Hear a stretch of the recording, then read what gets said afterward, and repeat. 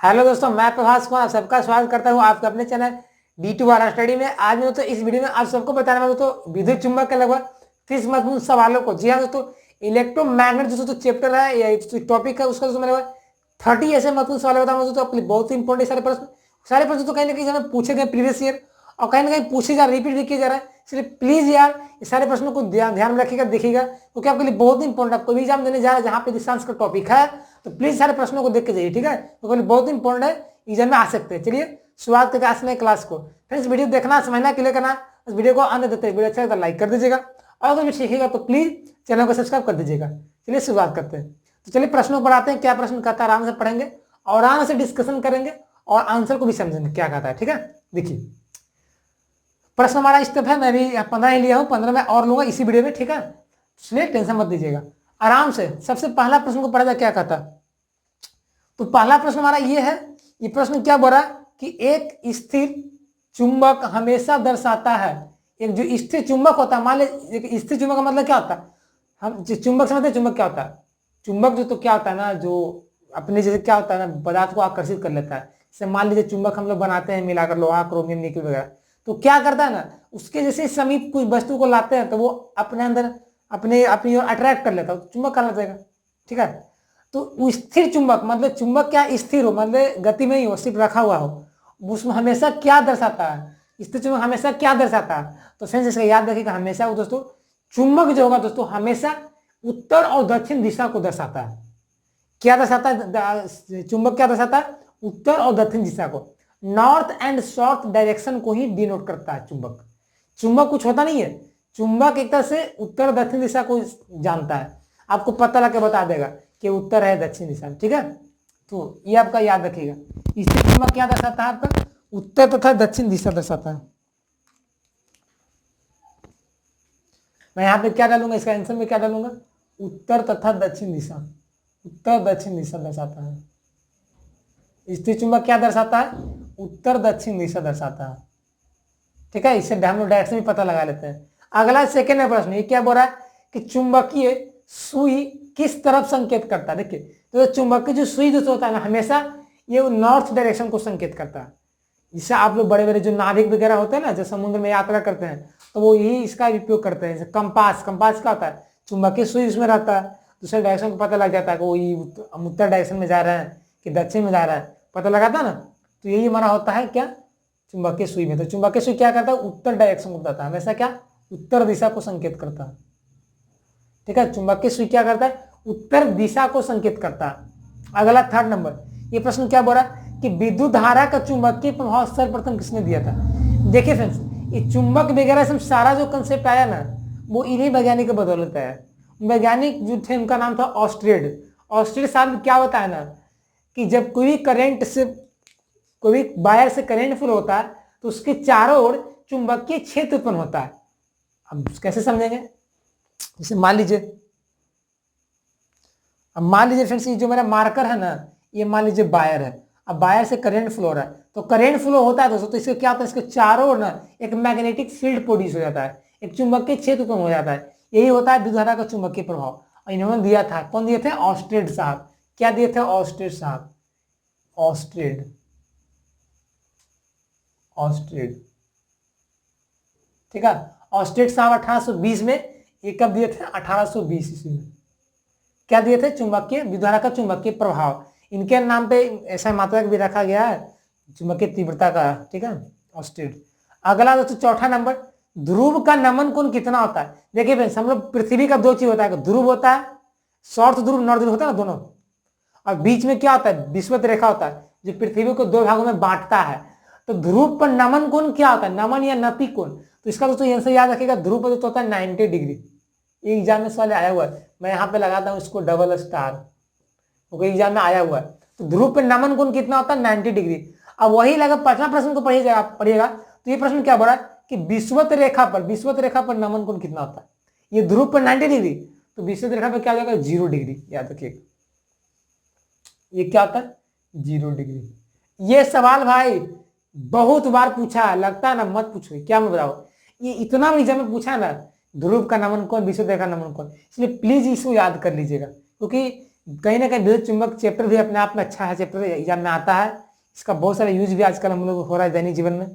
ठीक है, चलिए अगला छठा नंबर, ट्रांसफार्मर का कार्य सिद्धांत। देखिए अभी मैंने बताया ना डेली लाइफ में यूज होता है। ट्रांसफार्मर का कार्य सिद्धांत है, ट्रांसफार्मर कैसे कार्य करता है, इसका वर्क प्रिंसिपल क्या है। तो फ्रेंड ट्रांसफार्मर जो दोस्तों कार्य करता है दोस्तों, वो क्या करता है ना, विद्युत चुंबक के प्रेरण पर कार्य करता है, इलेक्ट्रोमैग्नेटिक इंडक्शन पर कार्य करता है। देखिए तो वहां भी चुंबक का कंसेप्ट आ गया, वहां भी धारा का चुंबकीय प्रभाव का कंसेप्ट आ गया। तो ठीक है, ये सब हमें बहुत ही इंपॉर्टेंट है ये। ट्रांसफार्मर के बिना समझ सकते हैं, ट्रांसफार्मर खराब हो जाता है मोहल्ले का या गांव का, देखते हैं पूरा अस्त व्यस्त हो जाता है, लाइन वगैरह सब खत्म। तो ट्रांसफार्मर क्या होता है, किसमें कार्य करता है, मैं आंसर बताता हूँ, याद रखिएगा, क्वेश्चन बहुत इंपॉर्टेंट आपके लिए। क्या होता है इसका आंसर, विद्युत चुंबकीय प्रेरण। प्रेरण समझते हैं ना, इलेक्ट्रोमैग्नेटिक इंडक्शन, प्रेरण। ठीक है, प्रेरण।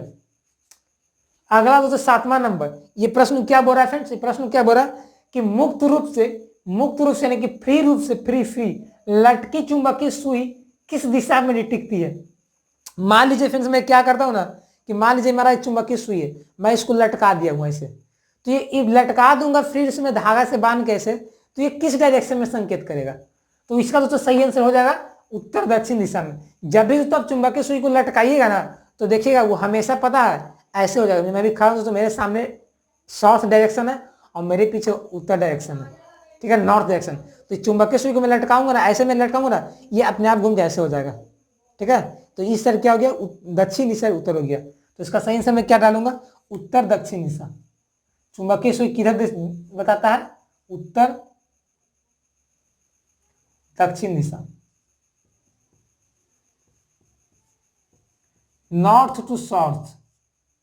ठीक है, अगला है फ्रेंड्स हमारा 8वां नंबर, मुक्त रूप से लटकी चुंबकीय सुई का अक्ष भौगोलिक अक्ष से कितना कोण बनाता है। मान लीजिए यहां भी मैं चुंबकीय सुई को लटका दिया हूं फ्री रूप से धागे से बांध के, तो चुंबकीय सुई का जो एक्सिस होगा वो भौगोलिक एक्सिस, जियोग्राफिकल एक्सिस से कितना डिग्री कोण बनाएगा। तो इसका वैल्यू जो याद होता है, याद कर लीजिएगा, ये फिक्स होता है 18 डिग्री, याद रखिएगा 18 डिग्री इसका वैल्यू होता है, 18 डिग्री याद रखिएगा। 18 डिग्री क्या करता है, ये बनाता है। ठीक है, चुंबकीय क्या कौन बनाता है, ये बनाता है कौन, चुंबकीय सुई। कौन सा चुंबकीय सुई, जो फ्री रूप से लटका हुआ हो। ठीक है, फ्री रूप से लटका हुआ 18 डिग्री का एंगल बनाता है, किससे, जियोग्राफिकल एक्सिस से। ठीक है, अगला 9 नंबर, कॉपर एक है, आपको तांबा का क्या, तांबा क्या है, तांबा क्या है भैया, हम सब जानते हैं तांबा धातु है, बस धातु को छू के क्या है, क्योंकि पढ़ रहे हैं चुंबक, तो चुंबक में इसका क्या रिलेशन होगा।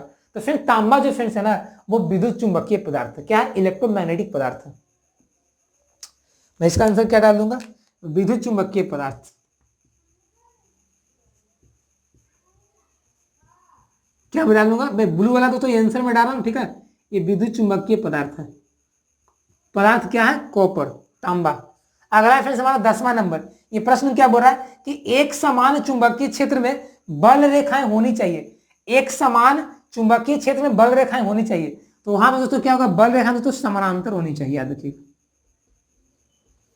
जब एक समान का बात कहेगा तो वहां फिर चुंबकीय जो रेखाएं होगा, बल रेखाएं, वो समानांतर होना चाहिए, पैरेलल, तब उसको हम लोग कहेंगे कि चुंबकीय क्षेत्र रेखाएं एक समान है, एक यूनिफॉर्म है। ठीक है, अगला 11वां ना पढ़िए, ये प्रश्न क्या बोल रहा है आपका, ये प्रश्न फ्रेंड्स बोल रहा है कि चुंबकीय याम्योत्तर भौगोलिक याम्योत्तर के बीच बने कोण को क्या कहते हैं। चुंबकीय याम्योत्तर और भौगोलिक याम्योत्तर के बीच में एंगल को क्या कहते हैं। ये फ्रेंड्स क्लास 12 में पढ़ना था, जब मैं 12 का एग्जाम दिया था बोर्ड का, तो वहां पे, क्योंकि 12 में आपको पढ़ना है एक चैप्टर का नाम मैग्नेटिज्म, वहां पे पढ़ना है। ठीक है, लेकिन कंपेरिजन सवाल आते रहते हैं, तो आपको बुक तो नहीं पढ़ना पूरा 12, आपको कम समय में अच्छा पढ़ के अच्छा मार्क्स लाना है, अच्छा जॉब लेना है ना, पूरा पढ़ने से फायदा क्या है। लेकिन मैं बता रहा हूँ, साला में दोस्तों बता रहा हूँ, एमसीक्यू ले रहा हूँ, इस साला 10th 11th 12th के बुक से ही निकाला गया और एनसीटी बुक से निकाला गया, और यही पूछे गए भी थे, देखा था, पूछा भी गया है, इसलिए इसको देखिए इंपॉर्टेंट है। तो जो चुंबकीय याम्योत्तर और भौगोलिक याम्योत्तर के बीच में एंगल बनता है फ्रेंड्स, उसको कहते हैं चुंबकीय दिक्पात। क्या कहते हैं, चुंबकीय दिक्पात।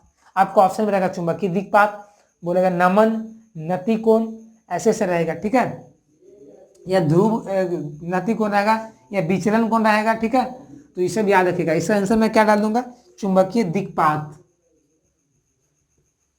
चुंबकीय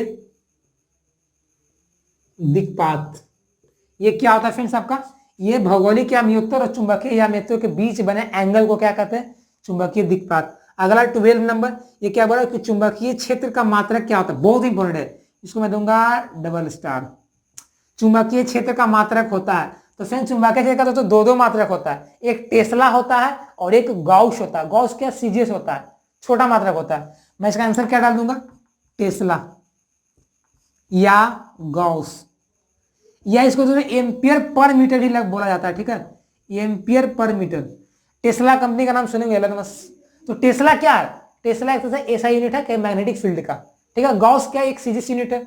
तो मैं बता दूं तो कि आपको जो एक जो टेस्ला होता है ना, वन जो टेस्ला होता है, यहाँ जो वन टेस्ला जो होगा ना आपका, टेस्ला क्या इसका मीनिंग होगा, TE ले, सॉरी टेस्ला समझिए ना, एक टेस्ला जो होता है वो 10 के पावर 4 गॉस के बराबर होता है, ठीक है, GAUSS गॉस, ये बराबर होता है। गॉस सीजीएस है, टेस्ला ऐसा ही है। तो याद रखिएगा चुंबकीय क्षेत्र का मात्रक क्या होता है, टेस्ला। 13 नंबर क्या हमारा, कि किसी चुंबक का आकर्षण शक्ति सबसे अधिक होता है कहाँ।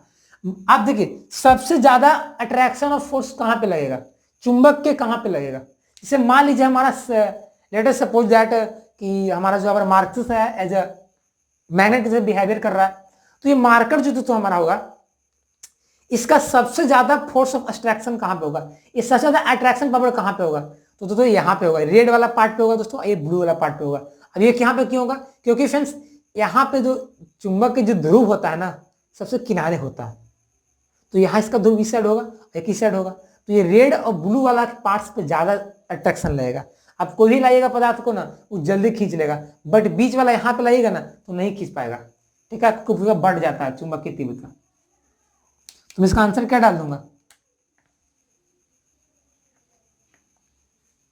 उसके सिरों पे, उसके सिरों या ध्रुव पर, ध्रुव पर है ना, जैसे नॉर्थ होता है, साउथ पोल होता है, नॉर्थ साउथ होता है ना मैग्नेट में।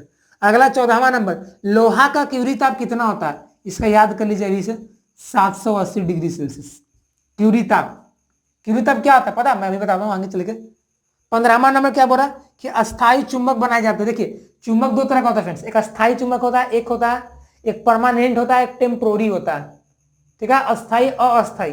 तो अस्थायी जो बनता है वो बनता है दोस्तों इस्पात से बनता है। क्या होता है, इस्पात, इस्पात मतलब स्टील, इस्पात से बनता है, ठीक है। तो पहले फ्रेंड्स क्या करिए, 15 प्रश्नों का नोट कर लीजिए क्योंकि एग्जाम में ये आ सकते हैं, ठीक है, इसलिए प्लीज नोट करिए, फिर मैं आगे के प्रश्नों को बताता हूं। तो चलिए फिर हम लोग क्या करते हैं, जो रिमेनिंग पार्ट्स बचा हुआ है उसको क्लियर करते हैं। चलिए पढ़िए प्रश्न नंबर 16 को क्या कहता है। प्रश्न बोल रहा है क्या कि विद्युत चुंबक बनाए जाते हैं, या विद्युत चुंबक कैसे बनाए जाते हैं। हम इसके पहले क्या देख रहे थे, अस्थायी चुंबक। तो दोस्तों अस्थायी चुंबक वो बना था दोस्तों, एक होता है अस्थायी, और दोस्तों अस्थायी का ही नाम है विद्युत चुंबक। इलेक्ट्रोमैग्नेट या टेम्पोररी मैग्नेट यही होता है। तो इसको कैसे बनाते हैं, तो फ्रेंड्स इसको तो बनाया जाता है नरम लोहा के द्वारा। क्या करते हैं कि नरम लोहा ले लेते हैं, उसमें क्या करते हैं ना, हम लोग कुंडली क्वाइल को लगा देते हैं, और क्वाइल से क्या करते हैं, करंट को फ्लो करते हैं, जिसके कारण क्या होता है कि जो नरम लोहा होता है वो मैग्नेटिक प्रॉपर्टीज का हो जाता है, ठीक है। तो ये प्रोसेस हो गया। आंसर क्या होगा इसका, क्या आंसर इसका होगा, नरम लोहा। बहुत सारे बच्चों को कंफ्यूजन आता है, नरम लोहा कभी मार देते हैं अस्थाई में, तो कभी अस्थाई में मार देंगे इस्पात, तो कंफ्यूज मत होइएगा। नरम लोहा विद्युत चुंबक और इस्पात अस्थायी चुंबक, ठीक है। चलिए आगे बढ़ते हैं। 17 नंबर, ये क्या बोल रहा है कि किसी चुंबक का आकर्षण शक्ति सबसे कम होता है। कोई चुंबक है उसका आकर्षण शक्ति सबसे कम कहाँ होगा, सबसे कम। तो मैंने इसके पहले सबसे अधिक देखा था ध्रुव पे, है ना, नॉर्थ और साउथ पोल पे, बट सबसे कम पूछा जा रहा है। तो मैंने क्या बताया था कि जो सबसे जो कम होगा ना वो ये बीच वाला पार्ट में होगा, यहाँ पे, क्योंकि इसका सब अधिक वितरित हो गया है, चुंबकीय तीव्रता इसका बट गया है, बट बीच में ना सबसे कम होता है इसका। तो क्या मैं यहाँ पे आंसर दूंगा, मध्य में यानी मिडिल में, मध्य में, बीच में। आगे बढ़ते हैं। 18 नंबर, टेप रिकॉर्डर की टेप किससे लेपित होती है।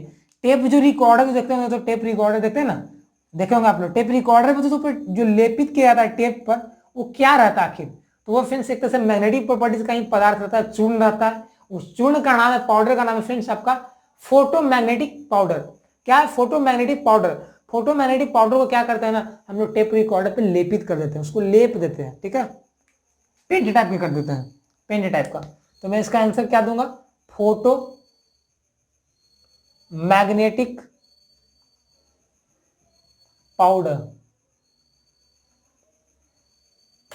फोटोमैग्नेटिक पाउडर क्या करते हैं, लेपित करते हैं। अगला फ्रेंड्स 19वां नंबर, पृथ्वी एक बड़ा चुंबक है, इसका चुंबकीय क्षेत्र किस दिशा में होता है। देखिए फ्रेंड्स, एक तरह से बहुत आपको अमेजिंग बात बताता हूं कि हमारा जो एक तो अर्थ है ना, अर्थ हमारा वो एक तरह से एक मैग्नेट है, मानिएगा, मानना पड़ेगा, कोई एनसीटी का था।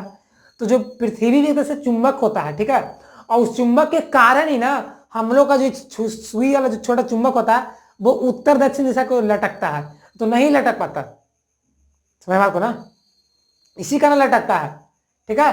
तो चुंबकीय सुई अब अलग ग्रह पे जाकर देखिएगा तो कहीं यहाँ पे नहीं लगेगा, बट पृथ्वी एक चुंबक, बड़ा चुंबक है, ये माना गया है।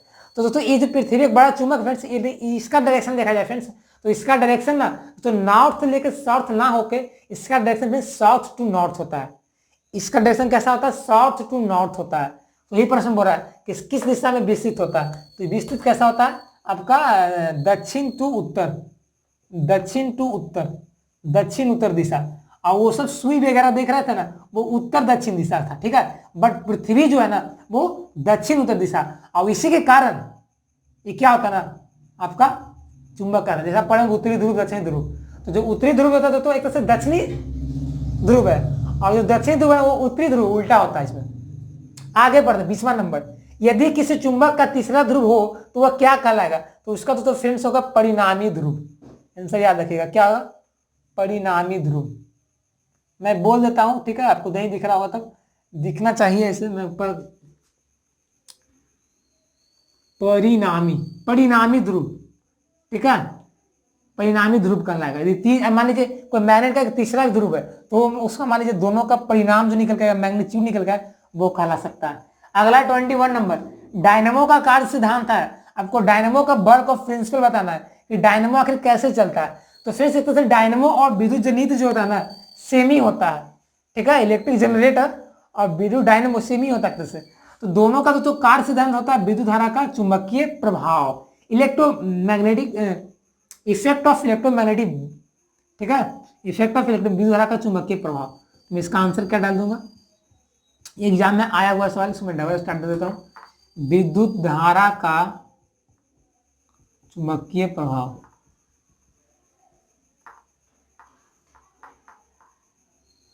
ठीक है, विद्युत धारा का चुंबकीय प्रभाव, magnetic effect of electric current, magnetic effect of electric current, ये हमारा हो जाएगा। अगला 22वां नंबर, ट्रांसफार्मर का कार्य सिद्धांत है। आपको फ्रेंड्स बताना कि ट्रांसफार्मर का कार्य, सॉरी हम लोग देख लिया कार्य सिद्धांत, देखे ना, क्या देखे हैं, विद्युत धारा का चुंबकीय, वो प्रेरण था, इंडक्शन था, बट ये प्रभाव है, ठीक है। तो अब पूछा जा रहा है क्या कि ट्रांसफार्मर का कार्य क्या है, आखिर ट्रांसफार्मर क्या करता है भाई, हम लोग को क्या करता है आखिर। तो फ्रेंड्स ट्रांसफार्मर कुछ नहीं करता है, क्या करता है भाई, ट्रांसफार्मर क्या करता है फ्रेंड्स, आपको वोल्टता को परिवर्तित करता है, यानी उच्च वोल्टता को निम्न वोल्टता करता है और निम्न को हाई में लाता है, आपको लो वोल्टेज को हाई वोल्टेज में देता है और हाई को लो में करता है ये ट्रांसफार्मर। लेकिन आपके मोहल्ले में जो ट्रांसफार्मर लगा होगा ना वो क्या करता है फ्रेंड्स, आपको ना हाई वोल्टेज को लो वोल्टेज बदलता है। लेकिन जो पावर ग्रिड वगैरह में कुछ होते हैं ना जहां से प्रोड्यूस होता है इलेक्ट्रिक करंट, वहां पे क्या होता है ना, वो क्या करता है, ज्यादा करता है, यानी कि स्टेप अप होता है, वो निम्न को हाई करता है। लेकिन आपको मोहल्ला में क्या होता है ना, वो डाउन कर देता है। तो मैं क्या करूंगा, वोल्टता में परिवर्तन, घटाता और बढ़ाता नहीं है, ये घटाता और बढ़ाता नहीं है, ये क्या करता है ना, उच्च वोल्टता को निम्न वोल्टता में परिवर्तित करता है और निम्न को उच्च में परिवर्तित करता है, ठीक है, ना कि ज्यादा कम करता है, याद रखिएगा, परिवर्तित कर देता है, ठीक है।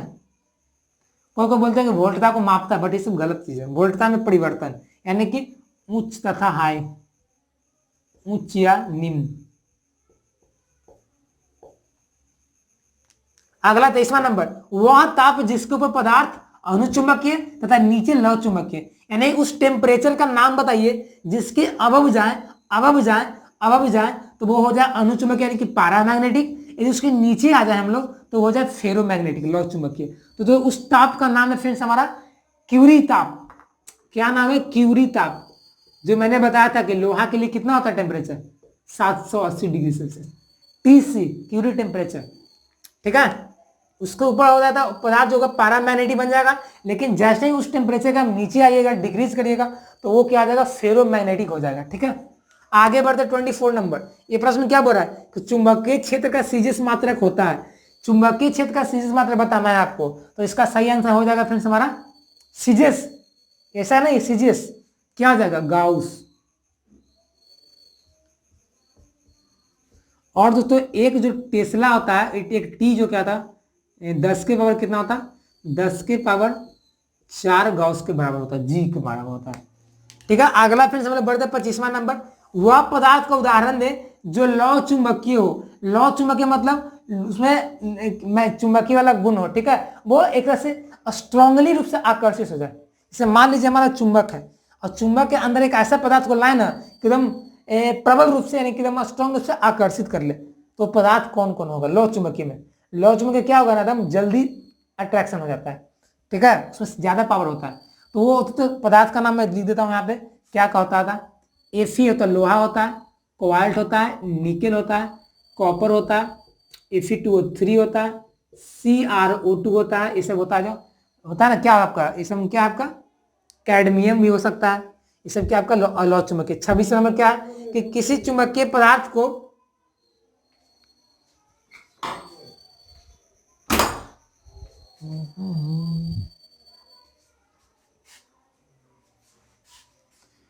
अगला फ्रेंड्स हमारा 26 नंबर क्या है? किसी चुंबकीय पदार्थ को विचुंबकित कैसे किया जा सकता है? मान लीजिए तो कोई पदार्थ है, उसमें मैग्नेट का प्रॉपर्टीज आ गया, लेकिन उसको क्या करना है? आपको हटाना है। ठीक है, जैसे मान लीजिए ये हमारा मार्कर है, इसमें इलेक्ट्रोमैग्नेटिक प्रॉपर्टीज आ गया, बट यहाँ से इसको हटा देना है। ऐसा करना है कि इसमें मैग्नेटिक प्रॉपर्टीज ही नहीं रहे। ठीक है, खत्म हो जाओ। कैसे कर सकते हैं? तो फिर करने के लिए क्या होता है ना, अब चुंबक को क्या करिए ना, पीटिए, पीट के उसको तोड़ दीजिए। उसको लोहे से पीटिएगा, पीटने से क्या होगा ना, उसके अंदर का चुंबकीय गुण खत्म हो जाएगा। या एक और मेथड है, उस मेथड का नाम है गर्म करके। आप गर्म कर दीजिएगा ना, तो ताप को बढ़ाने से, गर्म करने से क्या होगा ना, उस पदार्थ का प्रॉपर्टीज खत्म हो जाएगा, चुंबकीय गुण। ठीक है, तो मैं इसका आंसर क्या लिखूंगा? पीट कर या गर्म करके। पीट कर या गर्म करके हम क्या कर सकते हैं? उस पदार्थ का चुंबकीय गुण हटा सकते हैं। अगला 27वां नंबर, वह क्रिया जिसके द्वारा चुंबकीय को अचुंबकीय बनाया जाता है। वह क्रिया जिसके द्वारा, मान लीजिए चुंबक, जैसे ये वाला है, इस बात यही वाला है, चुंबकीय को क्या करना है? अचुंबकीय बनाना है। ठीक है, तो इसका आंसर हो जाएगा फ्रेंड्स हमारा डीमैग्नेटाइजेशन। डीमैग्नेटाइजेशन ही कहते हैं, जिसमें क्या कहता है? चुंबकीय पदार्थ को हम लोग अचुंबकीय पदार्थ में बदल देते हैं, ये चुंबक को अचुंबक में बदल देते हैं। इसका आंसर क्या हो जाएगा? डीमैग्नेटाइजेशन। डीमैग्नेटाइजेशन। अगला 28वां नंबर, विद्युत मोटर किस सिद्धांत पर कार्य करता है? देखिए फ्रेंड्स, एक विद्युत जनरेटर होता है, एक विद्युत मोटर होता है। तो ये फ्रेंड्स कार्य करता है आपका फैराडे के नियम पे। ये क्या करता है? आपका फैराडे के नियम पे। ठीक है, विद्युत मोटर। मैं इसका मतलब सचित वर्णन का वीडियो भी डाल दिया हूँ, जिससे पूरा बताऊँ फंक्शन इसका क्या होता है, कैसे कार्य करता है, कैसा स्ट्रक्चर होता है, सब बताया हूँ। 29 नंबर से तुम्हारा प्रश्न क्या बोल रहा है कि चुंबकीय फ्लक्स का एसआई मात्रक क्या होता है? चुंबकीय फ्लक्स का एसआई मात्रक क्या होता है? तो इसका आंसर तो बताना है आपका क्या? वेबर। वेबर दोस्तों क्या है ना, चुंबकीय फ्लक्स का एसआई मात्रक है, WB इसको बोलते हैं। ठीक है, अब उसी तरह तो हमारा 30वां प्रश्न क्या बोल रहा है कि एक वेबर कितने के बराबर होता है? तो फिर चुंबकीय फ्लक्स ऐसा मतलब वेबर होता है, लेकिन फिर जो सीजीएस देखा जाए तो वो फिर होता है मैक्सवेल। क्या होता है? मैक्सवेल। मैक्सवेल इसका होता है। ठीक है, तो दोस्तों एक जो वेबर होता है दोस्तों, वो होता है 10 के पावर 8 मैक्सवेल के बराबर होता है। ठीक है, एक वेबर जो होता है 10 के पावर 8 मैक्सवेल के बराबर होता है। ये क्या हो गया? सीजीएस मात्रक। ये क्या? एसआई, सॉरी एसआई है, सीजीएस है। तो फाइनली फ्रेंड्स इस वीडियो मैंने, देखिए ये मैं भूल ही गया, शुरू में मैंने बोलना चाहिए था, बट बताता हूँ। एक बच्चे, वीडियो बनाने का मकसद यही था कि बच्चे कमेंट किए थे कि मैग्नेट का चैप्टर का लाइए, तो मुझे नहीं आता पहले कि लाना है, बट मैं सोचा नहीं, मैग्नेट वाला चैप्टर अच्छा खासा सवाल इससे आते रहते हैं, इसलिए मैं फिर एनालिसिस किया, तो भी देखा कि नहीं, ये बनाना चाहिए वीडियो। इसलिए प्लीज़ ये देखिए आराम से समझिए प्रश्न को, कभी बहुत इंपॉर्टेंट है, एग्जाम में सवाल आ सकता है, ठीक है, कहीं ना कहीं पूछे भी गए हैं प्रश्न, इसलिए प्लीज आराम से देखिएगा। ये मैग्नेट चैप्टर का मैंने 30 महत्वपूर्ण बता दिया हूँ दोस्तों, ये 30 महत्वपूर्ण सवाल आप याद कर लेते हैं तो आपको दोबारा मैग्नेट चैप्टर पूरा पढ़ने का जरूरत ही नहीं पड़ेगा, आपको सारा एमसीक्यू इसी में से आ ही जाएगा, ठीक है, इसलिए प्लीज इसको याद रखिएगा, समझिएगा। आज के बस इतना ही दोस्तों, आज का वीडियो कैसा लगा, अच्छा लगा ना, तो प्लीज यार वीडियो को लाइक कर दीजिएगा, और फ्रेंड्स चैनल को अब तक सब्सक्राइब नहीं किए तो प्लीज चैनल को सब्सक्राइब कर दे, क्योंकि मैं ऐसे समय में वीडियो लाता रहता हूँ, सीरीज चलाता रहा हूँ, अभी चला रहा हूँ मैं चैनल पे, इसमें बहुत सारे चैप्टर का एमसीक्यू डाल रहा हूँ, सीरीज चला रहा हूँ, इसलिए प्लीज चैनल को सब्सक्राइब कर रखें ताकि आप सारे वीडियो से रूबरू रहेंगे, सीखते रहेंगे, ठीक है। और फ्रेंड्स हमें इंस्टाग्राम फेसबुक पे फॉलो भी कर सकते हैं, नहीं किए होंगे तब, क्योंकि वहाँ मैं कुछ शॉर्ट वीडियोज के माध्यम से सिखाते रहता हूँ, ठीक है, तो हमें फॉलो कर सकते हैं। चलिए हम लोग मिलते हैं नए वीडियो में, तब तक के लिए बन रहेगा इस चैनल से। जय हिंद, जय भारत, टेक केयर, बाय।